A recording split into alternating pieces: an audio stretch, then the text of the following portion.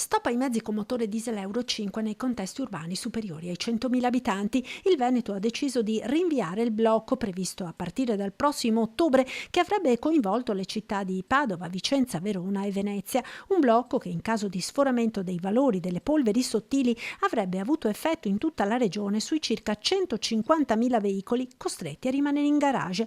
Nonostante le critiche delle associazioni ambientaliste che spingono per l'adozione di misure che rendano migliore la qualità dell'aria, il presidente del Veneto Stefani è fermamente convinto della bontà della decisione della Giunta, con l'idea di affiancare delle misure compensative al provvedimento di cancellazione del blocco.